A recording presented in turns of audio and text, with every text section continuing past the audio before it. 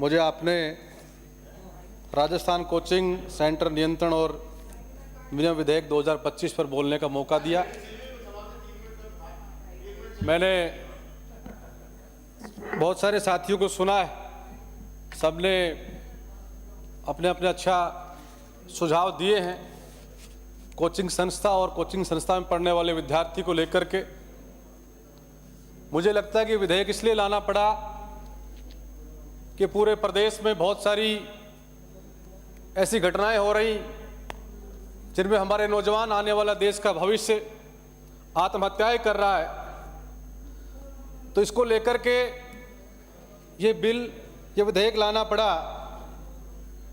चूंकि आज शिक्षा का व्यापारीकरण हो गया है, सेवा को हटा करके व्यापार करने लोग इसमें लगे हैं, और सरकार भी मुझे लगता है कि उनकी तरफ देखकर ये विधेयक लेकर के आई है।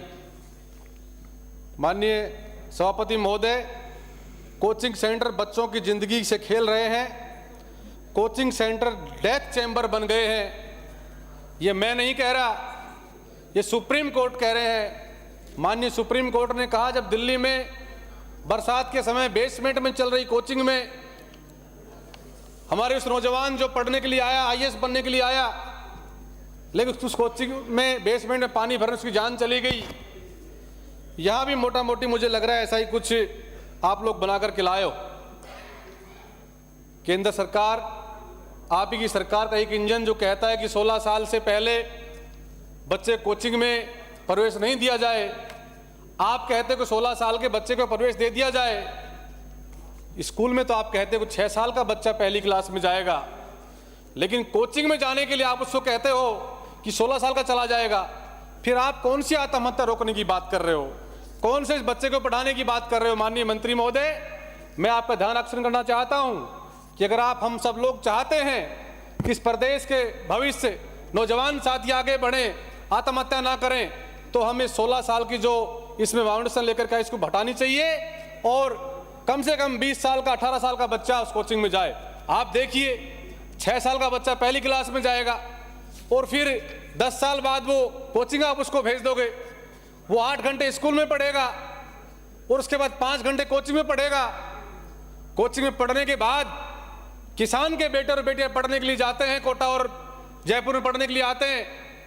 जब वो नौजवान पढ़ने जाता है, उस पर दबाव बनता है, तो सोचता है जब रात को सोता है तो कि मेरे किसान माता पिता जो अपनी गाड़ी कमाई को मेरे ऊपर खर्च कर रहे हैं, लेकिन मैं परिणाम नहीं दे पा रहा हूं, जो जैसा वो सोचते हैं वैसा मैं नहीं कर पा रहा हूं, उस दबाव को नहीं झेल पाता है और वो बच्चा एकांत का उसको मौका मिलते हुए आत्महत्या कर लेता है। इसलिए माननीय मंत्री महोदय, इस पर आपको ध्यान देने की आवश्यकता है।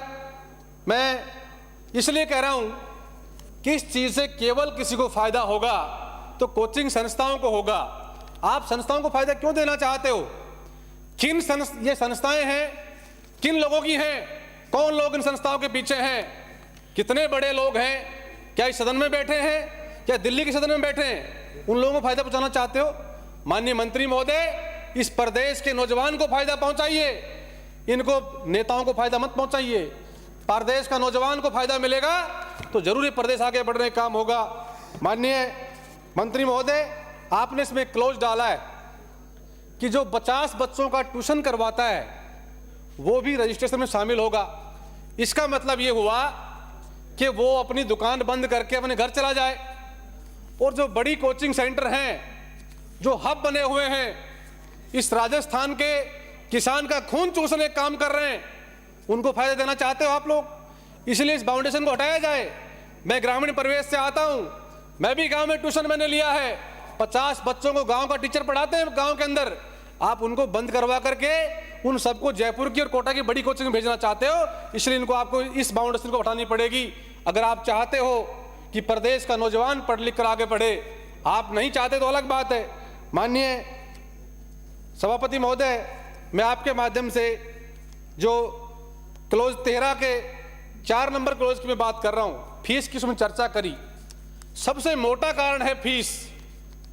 खेत में जो किसान सुबह शाम तक हल चलाता है और अपनी गाड़ी कमाई को ये सोचता है कि मैं तो पढ़ लिख कर हो सकता है उन संसाधनों के अभाव में वहां तक नहीं पहुंच पाया, लेकिन मेरा बेटा और बेटी पढ़ लिख करके देश की तमाम उन कुर्सियों पर बैठे जहां से कानून बनता और लागू होता है। ये कल्पना हर माँ बाप करता है। लेकिन हमने फीस के लिए कहा है कि कोई बच्चा बीच में छोड़ के चला जाएगा तो उस संस्था को उसकी बची हुई फीस वापस देनी पड़ेगी। क्यों? आपने इसमें फीस के ऊपर कोई नीति क्यों नहीं बनाई?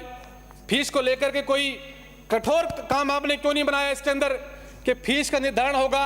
एक कोचिंग संस्था है जिसमें फीस ली जाती 25,000, दूसरी कोचिंग है उसी सब्जेक्ट की तैयारी के लिए फीस लेते हैं 50,000, तीसरी कोचिंग है जो उसी सब्जेक्ट का फीस लेते हैं 2 लाख रुपए, और चौथी कोचिंग लेती है उस सब्जेक्ट की 4 लाख फीस लेती है। ये जो बड़े बड़े विज्ञापन की आपने बात करी है ना, इस पे कुछ नहीं होगा मंत्री महोदय। आप इस फीस को लेकर कमेटी बनाइए कि फीस का निर्धारण भी कमेटी से हो, ताकि सब कमेटी संस्थाओं के अंदर, सभी कोचिंग के अंदर ये निर्धारण हो सके कि इस सब्जेक्ट की कोचिंग करने की ये फीस का मापदंड पैरामीटर तय किया गया है। आप इसको तय नहीं करोगे तो जिस भावना के साथ इस विधेयक को आप लोग लाए हो वो भावनाएं पूरी नहीं हो पाएंगी, और हो सकता है जिस भावना के साथ आप लाए हो उसका उल्टा परिणाम इसका आ सकता है। इसलिए मेरा निवेदन आपसे है कि इसके अंदर भी आपको काम करना पड़ेगा। माननीय सभापति महोदय, 14 नंबर उसमें कहा गया है परामर्श मनोवैज्ञानिक के बारे में बात करी। माननीय सभापति महोदय, सिस्टम विद्यार्थी को लेकर गंभीर नहीं है, ये केवल आप उसमें क्लोज डाल लिया आपने, लेकिन सिस्टम गंभीर नहीं है। माता पिता चाहता कि मेरा बेटा IAS IPS बने, और सरकार भी कोई उसके ऊपर काम करने का काम नहीं कर रही है। इसलिए मेरा निवेदन है कि जो हमने कानून बनाया है, जो हम ये विधेयक लेकर के आए हैं, इस विधेयक के अंदर जो हमने पॉइंट्स लिखे हैं, लगभग उन पॉइंट्स को उसको पूरा हमने कर दिया, तो मुझे लगता है कि कुछ फायदा मिल सकता है। अदरवाइज जो आपने बनाया उसमें कोई नौजवान साथियों को फायदा नहीं मिलेगा। माननीय सभापति महोदय, एक मूवी आई थी 3 इडियट, उसकी मैं चर्चा सदन में करना चाहूंगा। उस मूवी में केवल एक बात बताई गई है कि आप बच्चे को देखिए, उसको समझिए कि वो बच्चा कहां जाना चाहता है। आप चाहते हो कि मेरा बेटा कलेक्टर बने, लेकिन वो आपका बेटा इंजीनियर बनना चाहता है, आप उसको देखकर बनाएंगे। तो मैं समझता हूं कि इसमें माता पिता को लेकर के हमने कोई क्लोज नहीं डाला, उस पर भी हमें डालने की आवश्यकता थी। माननीय सभापति महोदय, मैं सब्जेक्ट पर बोल रहा हूं और ठीक ही बोल रहा हूँ, आप घंटी बहुत जल्दी बजा देते हो। माननीय सभापति महोदय, तो मैं ये चाहता हूं कि माता पिता को लेकर भी कोई इसमें क्लोज डाला जाए कि बच्चे की पूरी उसमें मॉनिटरिंग हो, बच्चे की काउंसलिंग हो, और काउंसलिंग होने के बाद में उसको जो है सही उसमें भेजने का काम किया जाए। कोचिंग संस्थान का स्थान भी तय हो। हम शहरों में कोचिंग करवा रहे हैं जहां पर पूरा ट्रैफिक चल रहा है, कोई मापदंड फॉलो नहीं कर रहा है, और वहां उन बच्चों को हम लोग करवाने का काम कर रहे हैं। पिछले दिनों जयपुर के अंदर एक कोचिंग संस्था के अंदर जहरीली गैस के कारण हमारे कुछ बच्चे बेहोश हो गए थे, लेकिन जाने क्या किया, कहां से लेन देन हुआ, उसको बात को ठंडे बस्ते में डाल दिया। आज तक कोई चर्चा नहीं हुई। तो मुझे लगता है इस विधेयक के लाने के बाद में भी अगर ऐसा ही काम करेंगे तो मुझे लगता नहीं इस विधेयक के लाने की आवश्यकता थी। आप सही मंशा से विधेयक लाने का काम करेंगे तो जरूर यहाँ पर फायदा होगा। और दोनों ही कमेटियों में, आप प्रदेश में भी और जिला कमेटी में भी, आपने केवल नौकरशाही को आपने जो है चाबी देने का काम किया है। वो जनता की गाड़ी कमाई को चूसने का काम कर रहे हैं, जनता का खून चूस रहे हैं। इसमें भी हम लोग चाहते हैं वो काम नहीं होगा। इसलिए मेरा निवेदन है सभापति आपके माध्यम से मंत्री महोदय कि इसमें जनप्रतिनिधि को, नेताओं को, विधायक को, सांसद को शामिल किया जाए, ताकि जो हम लोग जिस मंशा के साथ इस विधेयक को लेकर के आए हैं वो हमारी मंशा पूरी हो सके। माननीय सभापति महोदय, मैं आपके माध्यम से एक बात और कहना चाहता हूँ कि भ्रामक विज्ञापन को लेकर भी हमने चर्चा करी है, उस पर भी हम लोग जो है मजबूती के साथ उसकी पालना करवाने का हम लोग काम करेंगे।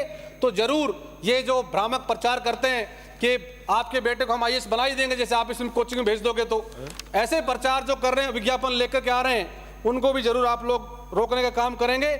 इसमें दिया तो है लेकिन पूरा नहीं हो पाएगा, ऐसा लग रहा है मुझे। माननीय सभापति महोदय, मैं आपके माध्यम से मेरी बात खत्म करूं उससे पहले मैं आपसे कहना चाहता हूं कि जिस प्रकार से कोचिंग संस्थानों का दिन प्रतिदिन जो है इसका बढ़ावा मिलता हुआ जा रहा है, अभी माननीय सुजानगढ़ से आने वाले सदस्य ने कहा कि सरकार क्यों कोचिंग नहीं चला सकती, सरकार भी कोई पैरेलल कोचिंग चलाने का काम करे, शुरुआत तो करे। शुरुआत करेंगे तो जरूर कुछ ना कुछ परिणाम सही आएगा। हमारा सरकारी टीचर है जिसको आप लोग पूरे मापदंड तय करने के बाद में भर्ती करने का काम करते हो। उसी टीचर से हम लोग अगर कोचिंग में पढ़ाई करवाने का काम करेंगे तो मुझे लगता है गरीब हमारे जो भाई बहन है, छोटे भाई बहन, SC ST के और गरीब जो लोग हैं, उनको फायदा मिल पाएगा। बहुत बहुत धन्यवाद।